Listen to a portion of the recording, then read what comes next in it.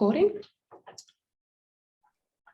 And Youheng, please feel free to share your screen and take it away.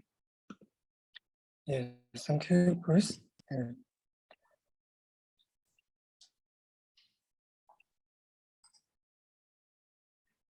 Can you see my screen?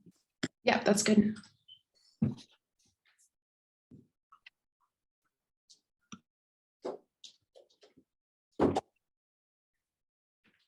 Yeah.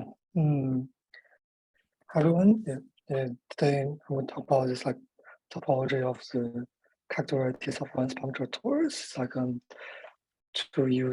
to study this string manifolds like the one I'm doing. It's like once-punctured torus bundles. We basically study this algebraic variety called characteristics. It's a joint work with my supervisor Stephen Tillman.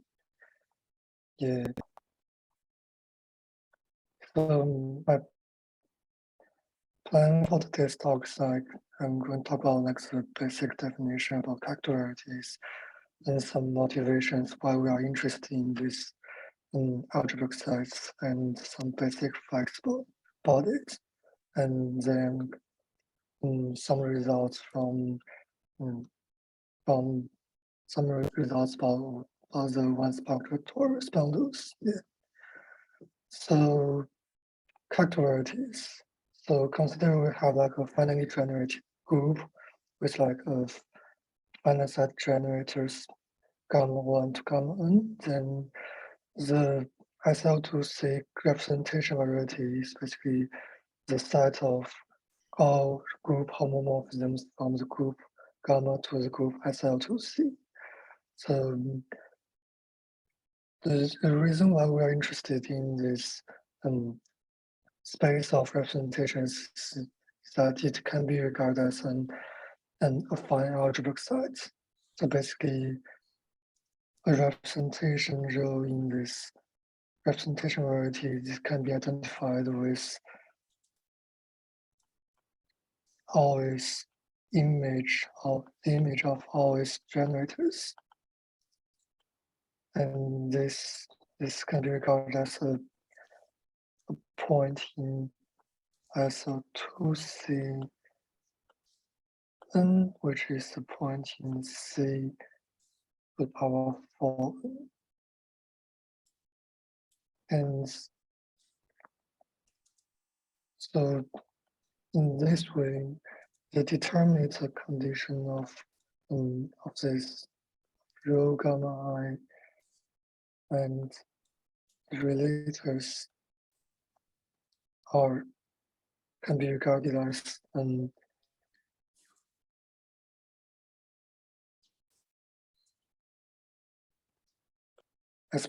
just the equations in probably if you regard this image of the generator as something AI, PI, CI, DI, then basically all the determinants and relators can be regarded as equations in this variables AI, DI. This means that and all this defines an ideal I in this polynomial ring is A1 to Dn, and so basically our gamma is just the algebraic set generated by this. Sorry, Youheng, there was just a request in the chat if you could speak a little bit louder. Oh, yeah, good. Can I mean I'm not loud enough? Yeah, I can hear you fine, but maybe some other technological setups. It's a bit difficult. Cool. Yes. So this group SL2C is actually acts on this representation variety by conjugations. Basically, you can give a matrix A in this SL2C, A can act on rho as rho A act on rho gamma is basically just conjugates this rho gamma by A. And this induces an action on the coordinate ring of this representation variety by the J acting on Fx, which is basically just F of J inverse X. So basically this is just in terms of our notation, it's basically J after F, some representation gamma is with matrix A act on its representation. F gamma is basically just F A gamma inverse.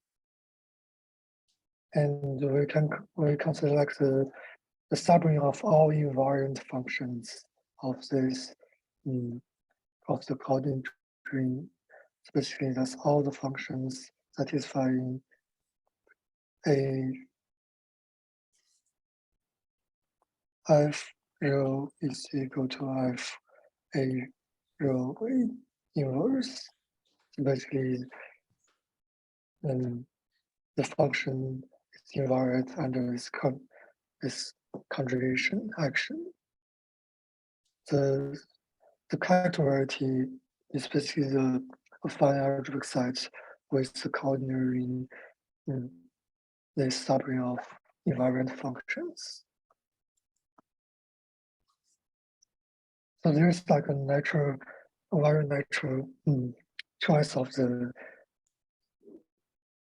this invariant functions. So we all know that trace A inverse B A is equal to the trace of B. So this implies that if I take the trace function I gamma on representation variety to C, basically just maps rho to trace of rho gamma, and this I gamma is a invariant function.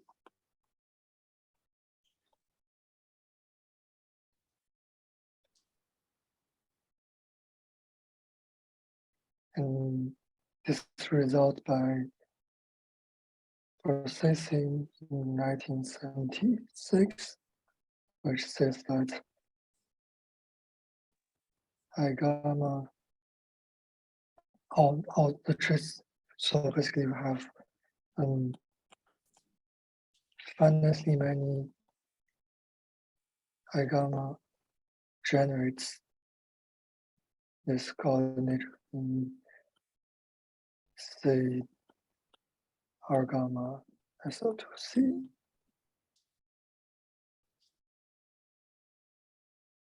And in 1933, and I don't really remember like the names of authors, and somebody proved that this has a minimal set of generators, which is given by all the trace function of all the generators and the ordered pair of the generators and ordered triple of the generators.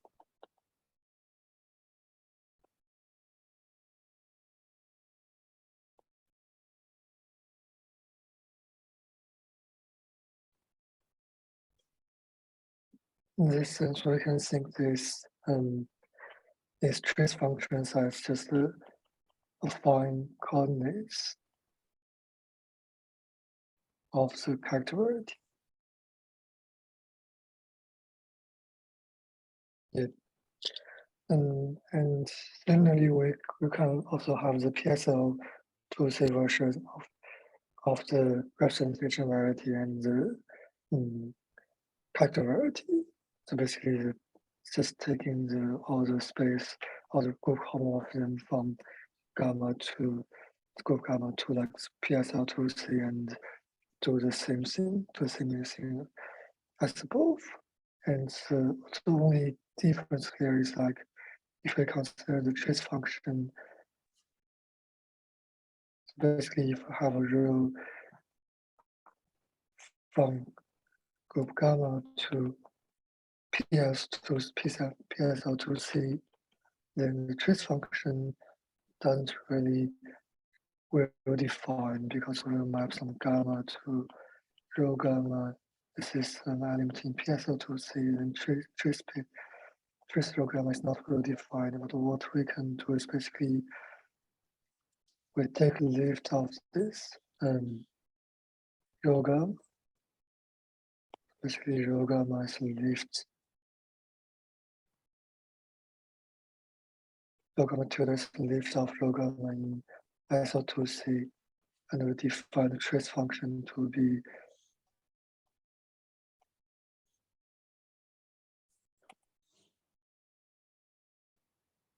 the trace of rho gamma to the squared. And since we know like PSL2C is actually basically SL2C quotient by this plus minus identity. So after square the trace function, this is actually well defined.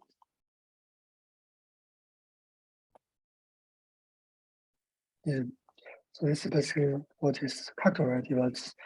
But we just pose a second why are we actually interested in these factorities. So the first theory is actually the Culler and Shalen theory, which uses factorities for the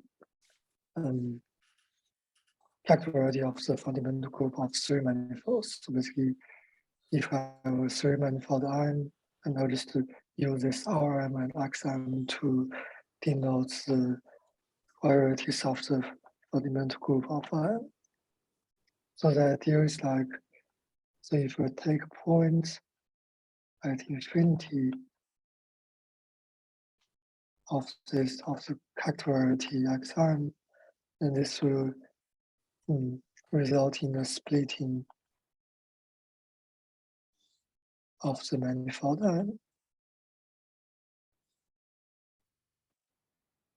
So while this construction, we can basically detect such splitting using the factority.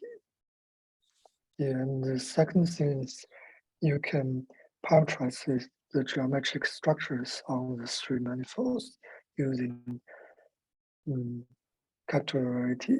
Especially like William's system, he uses deformation variety which parameterizes all the incomplete hyperbolic structure of the three manifolds. And the case things like the group PSL2C is the group of all orientation preserving isometry on the three-dimensional hyperbolic space. So in this way, it will have a well-defined map from the deformation variety to the PSL factority. So in this way, basically, a point you can consider a point in the PSL factority actually parameterizes the hyperbolic structure of the manifold. And in particular, there's a faithful, it's a discrete faithful representation. The faithful here means it's injective, and discrete means it's a discrete group. The image of this pi1m2 PSL2C is a discrete subgroup of it of PSL2C. So basically, this discrete faithful representation is parameterized the unique complete hyperbolic structure of R.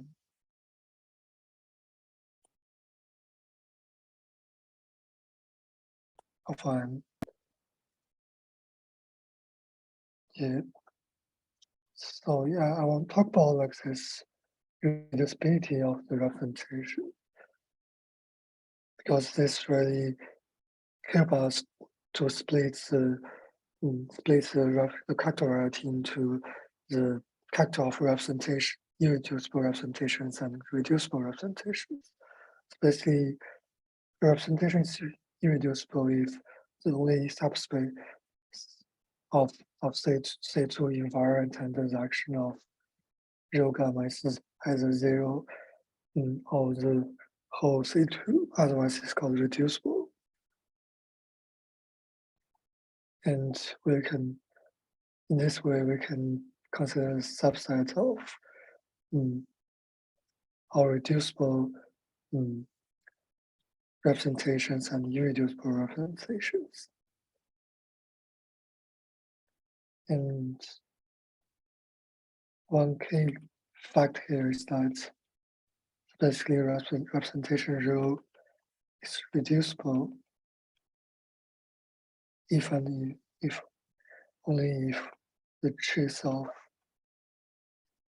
all commutators alpha beta, alpha inverse, beta inverse is equal to 2 for all elements in this group. And in this way, this trace rho commutator equals 2 actually gives us equations in say forward. So this actually implies that the set of reducible representation is actually Zariski closed in the representation variety. But in general, this irreducible representations, the set of irreducible representations is not Zariski closed, so it contains reducible representations, and we can basically we have a natural quotient map from this reduced representation variety to the character variety, and we can just take this quotient map to split the character variety into the reducible and irreducible parts.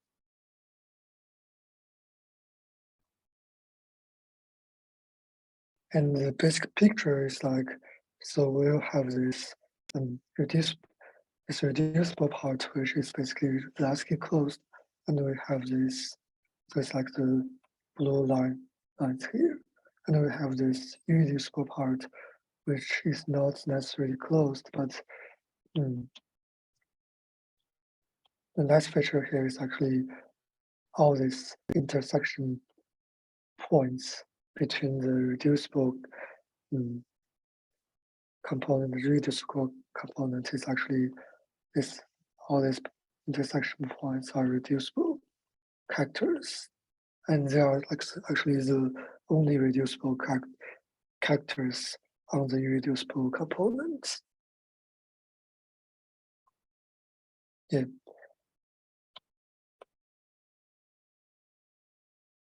So one thing why I draw this like reducible components as just simple lines is like, if you consider reducible representation rho, so you have a reducible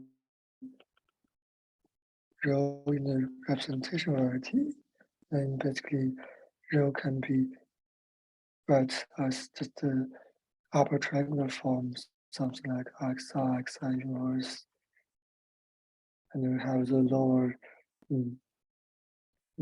left entry is 0, and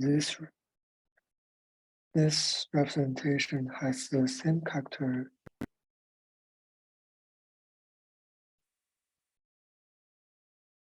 with the representation defined by just taking the diagonal of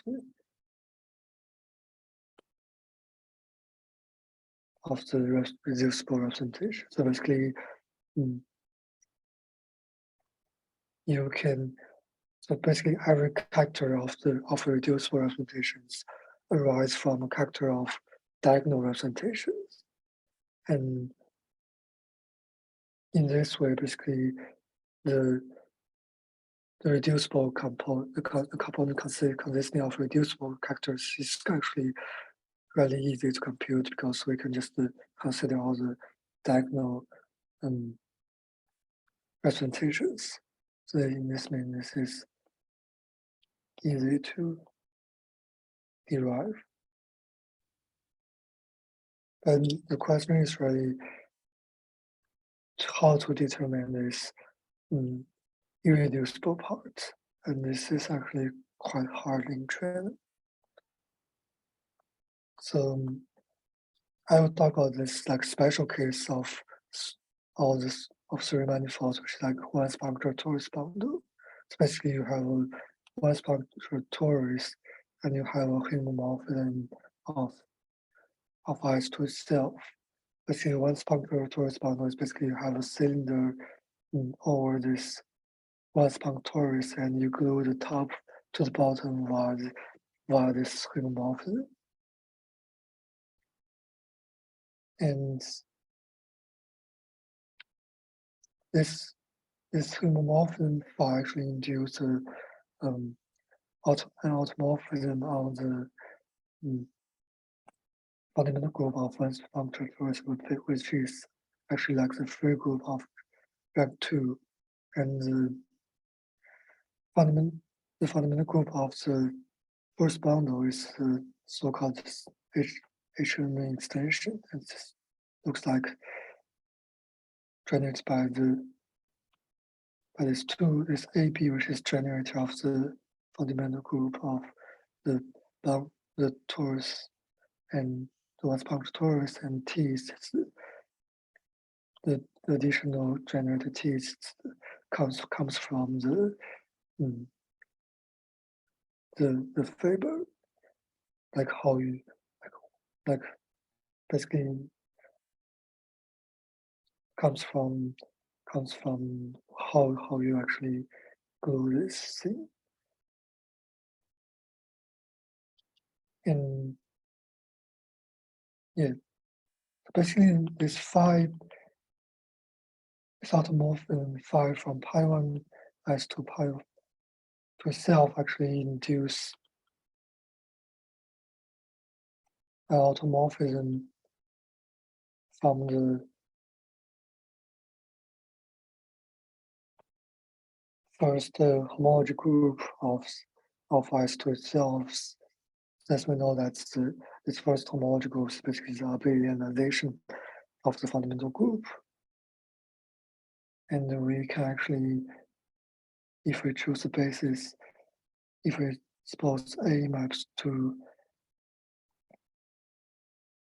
AK1, BK3, and B maps through AK2, BK4 under this map of the first homology group, we can basically represent this map as a matrix K1, K2, K3, K4 in SL2 Z.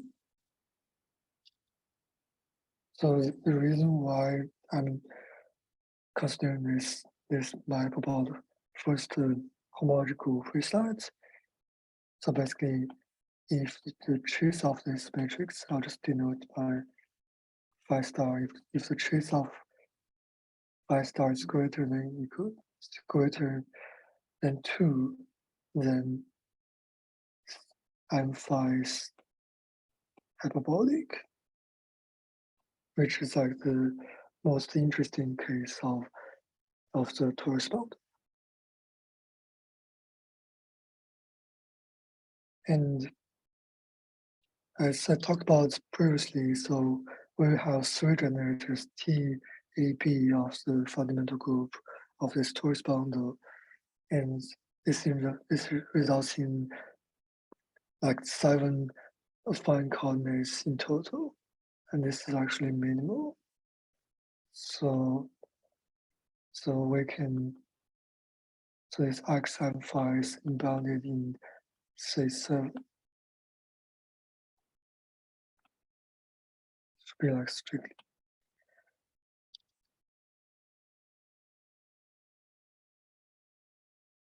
But this is, but we can see like we actually have 7 variables, and this is actually really hard to compute in general.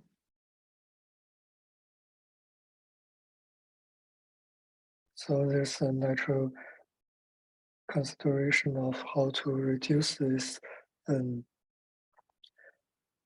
this to some lower dimensions by we consider restrict this characteristic to the characteristic of the once-punctured torus. So basically we just maps this x, y, z, u, w, q to just x, y, z.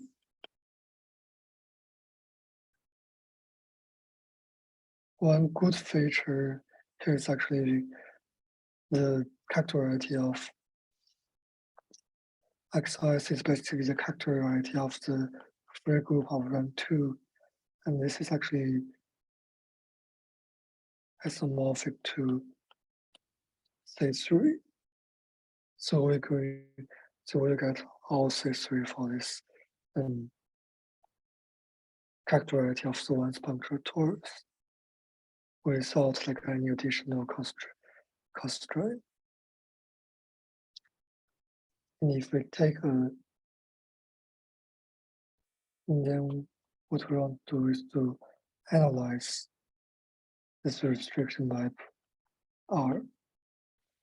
Basically, if we take representation in this of representation variety of the torus bundle, then from the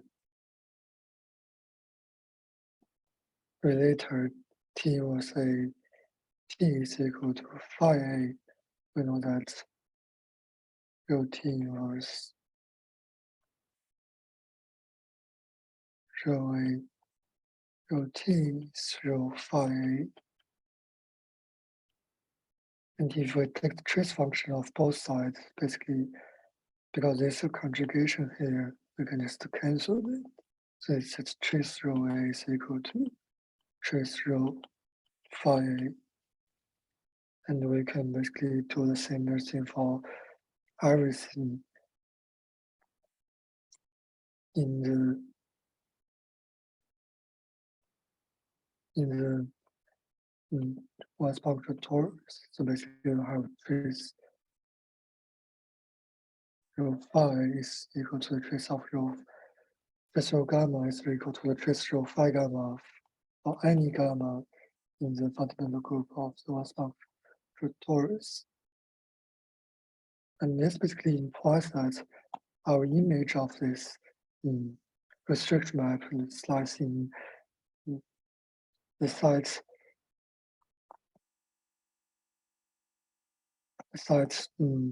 of all characters, such that we have this chi rho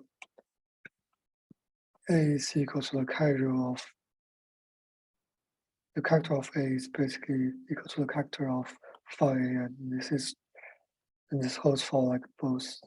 This should be B for B and AB as well.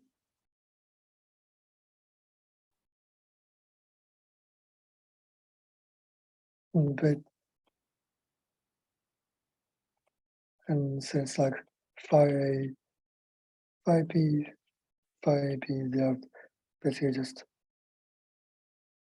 was in AB, and actually the character of them is like it's a polynomial in chi rho A, chi rho B, chi rho AB. So this actually implies that if we think this as affine coordinates x, y, z, then these three equations basically gives us a polynomial, three polynomials in x, y, z. So we can basically rewrite this thing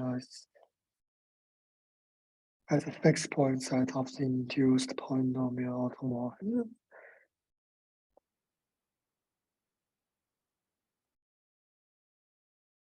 We'll denote it as x5 s. And basically the next property of this restriction map is like the first thing is actually it is surjective. So basically for reducible representations of the once-punctured torus, we can basically consider the diagonal representations, since like reducible representations have the same character of diagonal representations. And this rho phi b basically are also like diagonal matrices.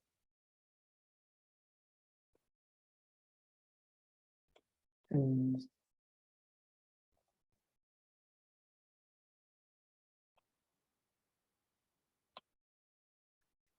we want to find a matrix T which is satisfying rho phi.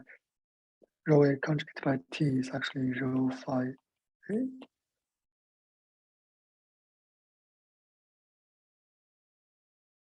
And since this is actually both these two are diagonals, basically you can commute it with T. So basically if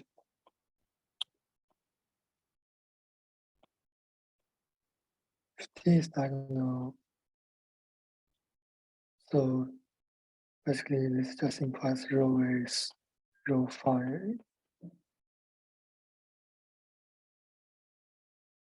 And this rho phi is basically only determined by the first homology group of S. So basically this is just S K1 P K3 S minus K1 P minus K3.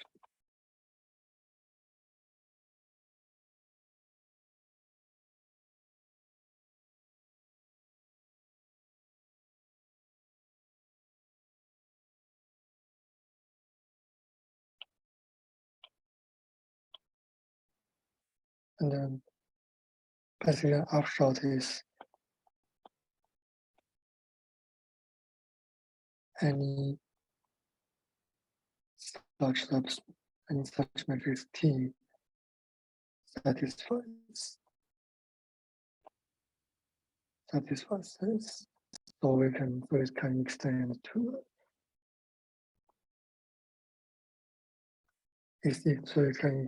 to representations of the correspondent. And there are actually basically just finitely many such solutions. So basically the representation of reducible representations looks like just like affine lines in the representation variety. And for irreducible representations, so basically if we have,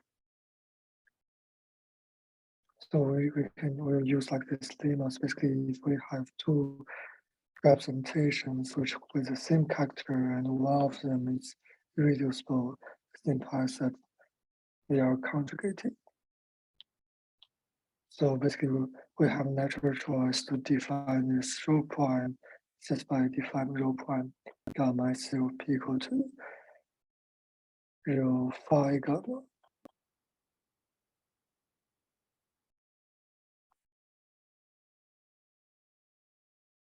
And this is clearly they have the same character.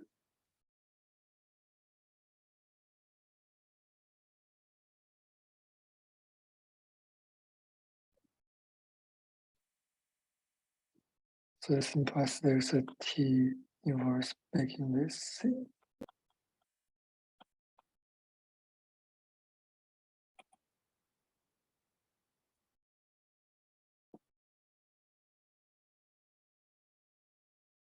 Make this two conjugated. So this T gives us a natural choice for rho T if we try to extend the representations to pi 1 of m phi.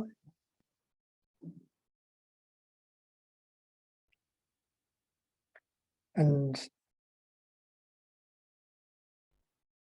last feature is like this T is unique up to sign. So indeed we'll actually have a like two-fold cover of the representation of this irreducible parts to the fixed point sides.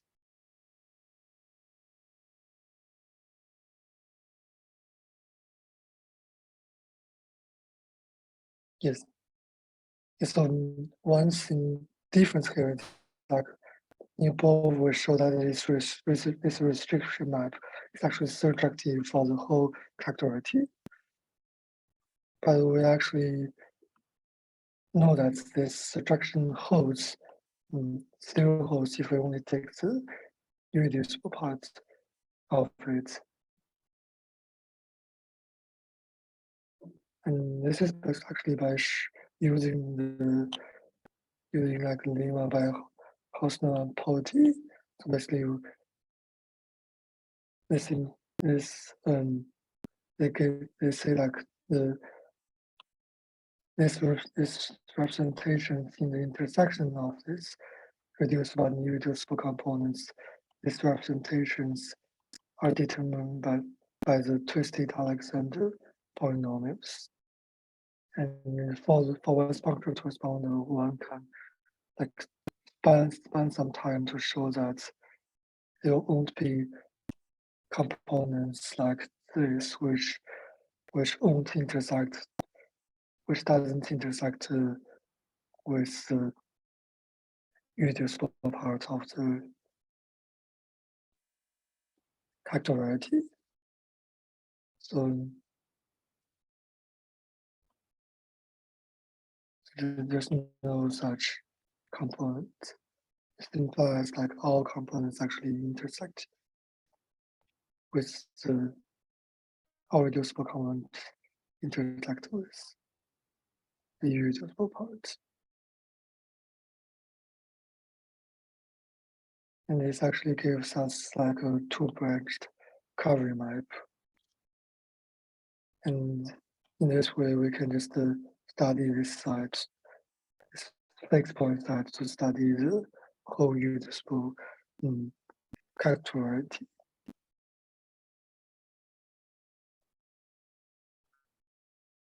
Yeah.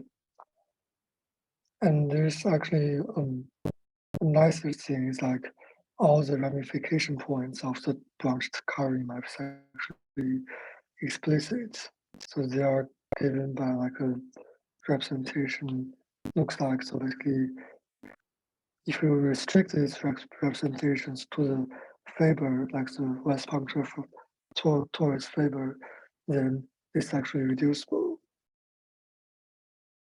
So it's reducible on the fibre, but it's actually irreducible for the whole M phi. And actually, Breyer-Luft-John, they actually gives an explicit count of these characters using like the homology, first homology group of this map, induced map on the first homology group, and the run is B1 if I select the first Betti number of the fundamental group of M into Z2, which is the center of SL2C.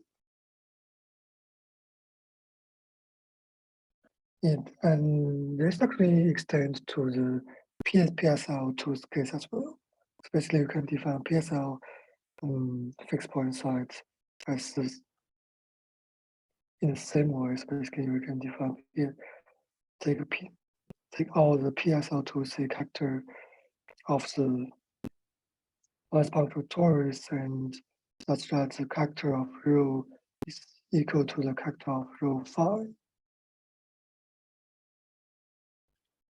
And if we take a morphism from the fundamental group of M phi to Z2, which is like center of SL2C, actually any representation rho and absolute rho actually gives the same element in the PSL representation variety. So this means like we'll have a natural map from the SL character variety to the PXL character variety. And the degree of this map is depending on the rank of this group.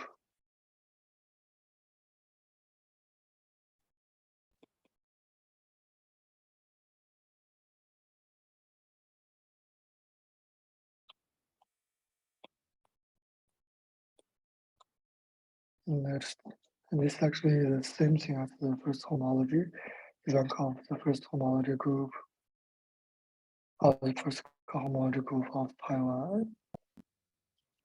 So I'll just denote it by B1. So it's like 2 to the power of B1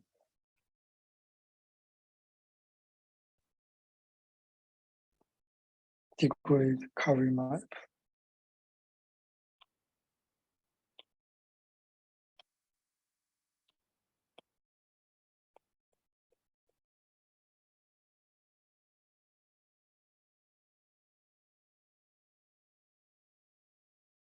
And we know that we have this 2-to-1 cover from the character variety to the fixed point side. And we also have a covering map from this fixed point side to a PSL fixed point side, which degree is B1 minus 1 to 1, which implies that the covering map of the PSL character variety to the PSL fixed point side is actually 1 to 1. Youheng, you have about 5 minutes left, if that's okay. Good. Yeah, I think I'm almost finished. So upshot is, so if we know if B1 is 1, then we know that this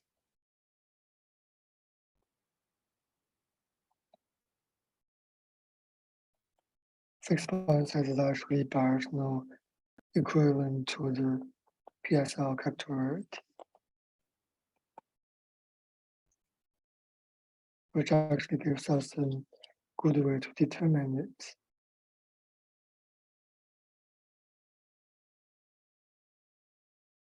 Oh yeah, so basically, the last thing I want to talk about is like computation of this fixed point size.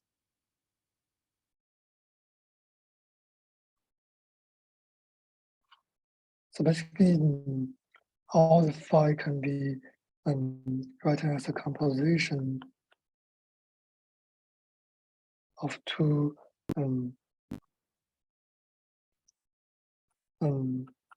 automorphisms of F2. And this two gives us two very easy polynomial automorphism. For polynomial automorphisms, and basically all phi bar can be written as a composition of these polynomial automorphisms of bar and beta minus 1 bar. So this can, so in this sense, this can be easily computed.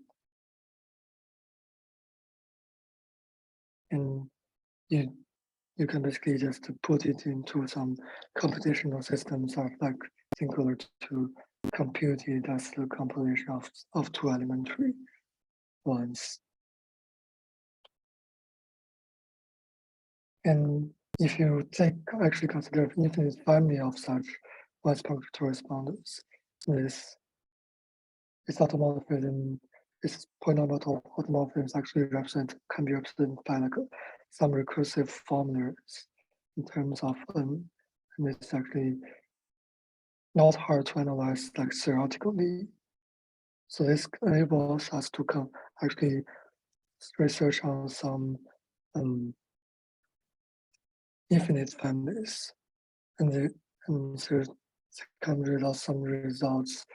Basically, in 2012, Baker and Peterson studied this special family of once-punctured torus bundles, and they show that the irreducible part of the factoriality actually has unbounded genus, and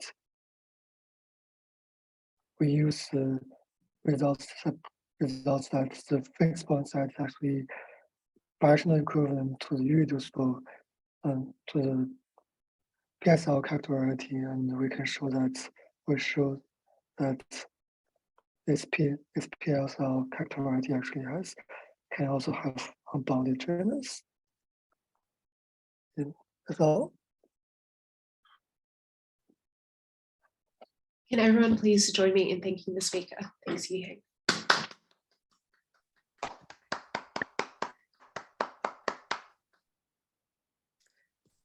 I will stop the recording here.